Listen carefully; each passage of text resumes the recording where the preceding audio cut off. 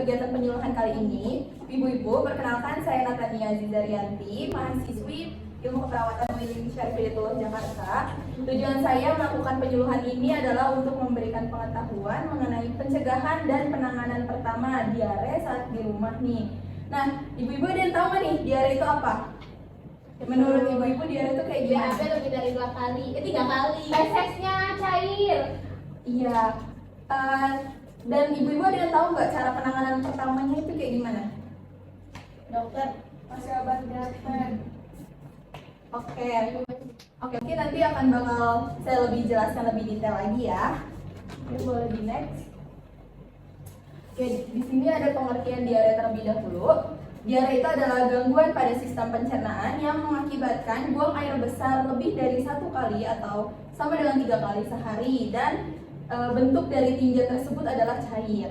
Nah, kalau diare akut itu berlangsung selama kurang dari 14 hari, dan diare kronis itu berlangsung selama lebih dari 14 hari. Oke, boleh next. Oke, di sini ada penyebab diare nih ibu-ibu. Beberapa faktor penyebab dari diare itu adalah bakteri yang ditularkan melalui makanan dan minuman yang terkontaminasi, atau jika anak atau ibu-ibu sendiri berkontak langsung dengan orang yang terinfeksi diare. Nah, di sini ada faktor utama diare, yaitu apa ibu-ibu? Air. Lalu Kebersihan makanan. yang ketiga, yang keempat, Oke, jadi di sini itu kan ada faktor utama dari diare nih. Nah, jika air terkandung bakteri, di dalamnya terdapat bakteri diare, itu bisa menyebabkan diare tersebut. Terus yang kedua itu tadi kan ada kebersihan makanan. Jadi setiap kali ibu-ibu mengkonsumsi makanan itu tolong dipastikan makanannya itu bersih dan juga aman untuk dikonsumsi ya ibu-ibu. Terus yang ketiga ada jamban rumah tangga. Jadi ibu-ibu semua jambannya ini masih yang di luar atau di dalam rumah nih? Di luar. Wah, kalau di luar itu sebaiknya menggunakan jamban yang ditaruh di rumah ya Bu, yang layak pakai. Karena jikalau tinja atau kotoran manusia tersebut dibuang ke sungai, itu akan mengalir dan airnya akan mengandung bakteri tersebut gitu Bu. Yang keempat, kebersihan diri. Jadi pastikan sebelum mengkonsumsi makanan atau memberikan makanan pada bayi itu harus cuci tangan terlebih dahulu. Oke, boleh di next. Oke, di sini ada tanda-tanda dari dehidrasi. Dehidrasi itu adalah kondisi ketika tubuh kekurangan cairan dan elektrolit. Nah, ibu-ibu, dehidrasi pada anak itu ada beberapa gejalanya nih. Seperti yang pertama, kelopak mata sangat cekung. Bisa dilihat ya seperti ini. Kalau misalnya anak ibu atau saudara ibu tampak seperti ini, itu menandakan dirinya dehidrasi. Yang kedua, tidak bisa minum atau malas minum. Yang ketiga, cubitan pada kulit perut kembali sangat lambat. Jadi ketika dicubit akan lambat untuk kembali seperti semula gitu.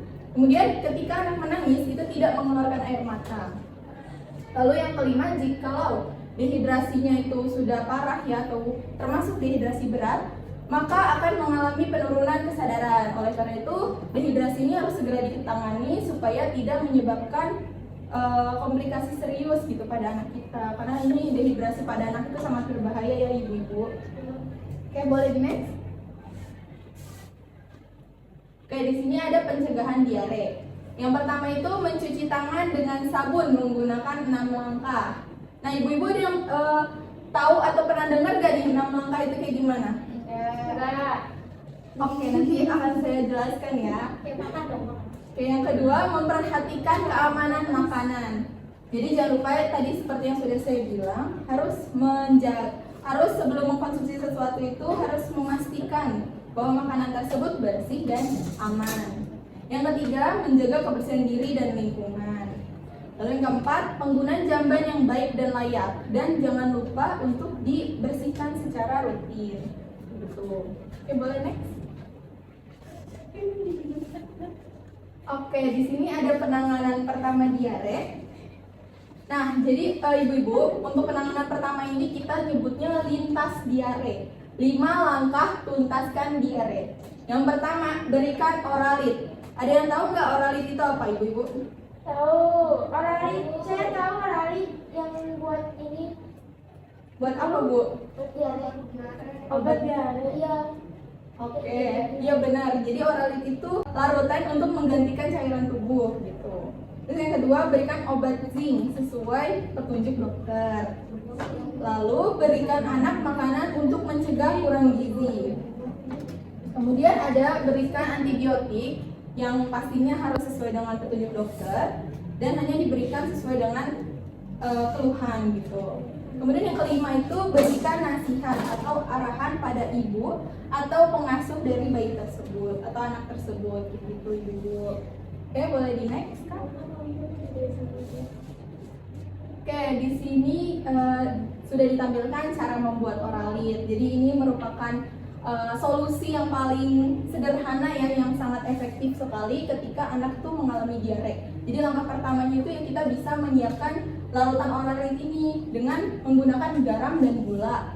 Jadi yang pertama kita siapkan gelas berukuran 1 liter, kemudian masukkan setengah sendok teh garam dan 2 sendok makan gula. Lalu ditambah 1 liter air matang ke dalam wadah tersebut, kemudian aduk hingga rata hingga garam dan gulanya larut. Nah di sini tuh ada dosis pemberian nih. Jadi ibu-ibu bisa mastiin lagi misalnya berat badan anaknya berapa, jadi harus dikasihnya sesuai dengan dosis. Ini tuh dosis untuk anak kurang dari 10 tahun. Kalau misalnya anak ibu lebih dari 10 tahun atau pada orang dewasa, kita bisa memberikannya tuh 2 liter per hari. Dari oralit ini dia tuh akan bekerja di dalam tubuh 3-4 jam setelah dikonsumsi kayak gitu. Oke, boleh next Kak. Oke, ini masuk ke perawatan saat diare. Jadi selama diare nih, yang pertama harus berikan minum yang banyak pada anak. Minumnya itu contohnya adalah ASI. Jadi kita harus meningkatkan pemberian ASI pada anak. Misalnya kita selalu memberikannya hanya beberapa mili saja, namun ketika diare harus lebih banyak lagi, Bu. Dan yang nomor 2 itu teruskan pemberian makanan, terutama makanan lunak seperti bubur dan sari buah segar. Nah, kalau misalnya diarenya sudah berhenti atau lebih juga setelah diare, yang pertama itu kita berikan makanan lebih sering dari biasanya. Minimal selama 3 minggu itu kita berikan makanan yang lebih sering gitu dan teruskan seperti biasanya. Lalu jangan berikan anak makanan seperti pedas, terlalu asin atau asam, atau makanan yang sudah rusak atau basi. Itu jangan ya ibu-ibu. Oke, boleh di next. Oke, ini kita sebelum masuk ke demonstrasi, saya akan menjelaskan dulu tadi kesimpulan dari keseluruhannya itu apa. Jadi diare adalah gangguan pencernaan yang ditandai dengan buang air besar lebih dari 3 kali dengan konsentrasi dari tinja tersebut cair. Penyebabnya itu karena bakteri dari makanan atau minuman yang terkontaminasi. Nah, pencegahannya sendiri itu dilakukan dengan mencuci tangan, menjaga kebersihan, dan menggunakan jamban yang baik dan juga layak. Penanganan pertamanya itu kita bisa berikan oralit, obat zinc, dan juga makanan bergizi. Tadi ya lintas diare.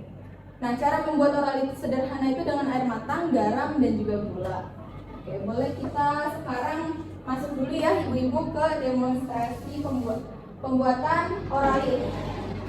Jadi di sini ibu-ibu sediakan garam secukupnya, terus gula, kemudian botol minum berisi air matang, boleh hangat, boleh juga tidak hangat gitu. Cuman saya rekomendasikan untuk air hangat gitu ya. Ini botol berisi air 1 liter. Kemudian setengah sendok teh dari garam. Kemudian langsung saja karena ini di dalam botol ya, masukkan. Ya. Lalu 2 sendok makan gula. Ini ya ibu-ibu caranya. Oke. Nanti setelah ini diaduk hingga larutan tersebut rata. Lalu diberikan kepada anaknya. Nah, 1 liter ini, tadi kan dosisnya sudah saya sebutkan ya, jadi harus sesuai dengan berat badan anak tersebut dan usianya ya, ibu-ibu. Oke, saya juga akan, tadi kan ibu-ibu belum tahu mengenai 6 cara cuci langka yang baik dan benar. Oke, mungkin sekarang sambil bisa dipraktekin ya ibu-ibu, saya akan contohin terlebih dahulu. Jadi yang pertama nih, boleh fokus lagi dulu ibu-ibu. Oke, yang pertama pakaiin sabun terlebih dahulu, lalu digosok seperti ini. 1, 2, 3, 4, 5, dan 6. Oke, apakah masih ada yang bingung atau bisa kita praktekkan? Bisa. Tapi ini gimana?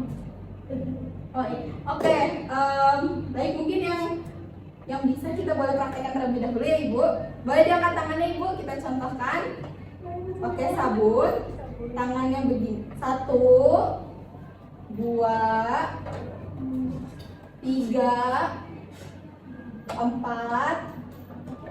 5, 6 gitu. Oke, baik. Boleh next. Oke, di sini saya pengen merefresh dulu nih ibu-ibu tentang materi yang tadi saya sampaikan. Jadi dari yang tadi saya sampaikan nih, diare itu apa nih ibu-ibu? Ada yang bisa jawab? Tinjanya cair. Boleh lebih keras bu? Tinjanya cair. Oh ya, sebelumnya nama ibu siapa? Tadi namanya Mawar. Oh, Ibu Mawar. Ya benar banget kata Ibu Mawar, tinjanya cair, terus lebih dari 3 kali. Terus tadi kan ada penyebabnya ya, apa aja tuh? Saya Bu, Ya boleh, Ibu siapa namanya? Ibu Indah. Oke, Ibu Indah. Penyebabnya itu karena makanan atau minuman yang kotor yang sudah terkontaminasi dan tidak cuci tangan yang bersih. Wah, benar banget Bu. Jadi penyebabnya itu tadi makanan dan minuman yang terkontaminasi ya, yang dimakan sama anak atau diri kita sendiri gitu. Nah, terus tadi tuh ada penanganannya nih ibu-ibu. Penanganan pertama diare. Ada yang bisa jawab nggak? Aku. Boleh. Siapa nih? Siapa duluan? Boleh dari. Oke, dari Oke. aku. Siapa ibu namanya? Popo. Oke, Ibu Popo. Jadi Boleh jawab. penanganan pertamanya tuh ya yang ribet tuh dengan lintas diare. Terus salah satunya tuh dengan pembelian oralit. Oke, boleh mungkin dari ibu-ibu yang lain masih ingat nggak nih tadi lintas diare itu apa aja? Berikan zinc sesuai anjuran dokter. Iya, tadi tuh lintas diare itu salah satunya ada oralit, terus juga tadi ibu menjawab pemberian zinc sesuai arahan dokter seperti itu. Oke, boleh kita sekarang masuk ke sesi pertanyaan. Akan ada satu penanya. Saya silahkan. Saya Bu. Iya ibu. Jadi Boleh, nama ibu siapa? Boleh perkenalkan dulu. nama saya Ibu Pisa. Pisa. Iya. Ya oke, ibu Pisa. Pisa ya pakai P. Pisa. Iya.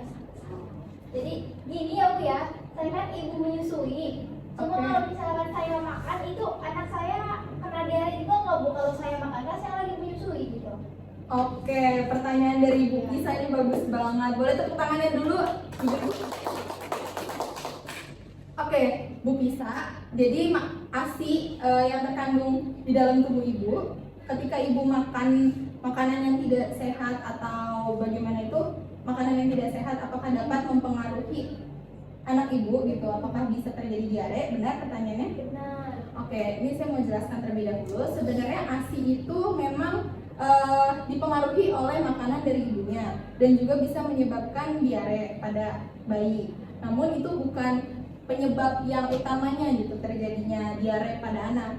Jadi makanan yang ibu konsumsi itu hanya mempengaruhi ASI dan juga anak yang diberikan ASI tersebut gitu. Jadi misalnya contoh, ibu makan ada reaksi alergi terhadap anak ibu. Jadi ibu suka susu sapi. Nah, ibu alergi? Tidak. Oke, jadi ketika ibu tidak alergi susu sapi, tapi ibu nggak tahu nih anak ibu alergi, jadi ASI-nya itu akan akan terpengaruh dari susu sapi tersebut. Jadi ketika diminum, anak ibu bisa alergi. Terus misalnya ibu makan makanan pedas atau berlemak, itu juga akan mempengaruhi anaknya. Jadi anaknya itu merasa tidak nyaman dan akan rewel gitu Bu. Jadi sebenarnya diare itu juga tidak bisa saya katakan terpengaruh dari ASI seperti itu. Cuman bisa menjadi salah satu faktor yang memicu. Jadi saya nggak boleh makan pedas gitu yang dibilang gitu ya Bu. Iya Bu, dikurangin ya Bu ketika sedang menyusui, karena kalau misalnya menyusui itu nutrisi ibu harus baik agar bayinya tercukupi nutrisinya. Apakah terjawab Ibu bisa? Jangan. Oke, alhamdulillah karena sudah selesai saya sampaikan diare, materi mengenai diare. Semoga apa yang saya sampaikan bermanfaat dan dapat diterapkan di rumah masing-masing ya Ibu. Oke, kurang lebihnya mohon maaf. Wassalamualaikum warahmatullahi wabarakatuh. Waalaikumsalam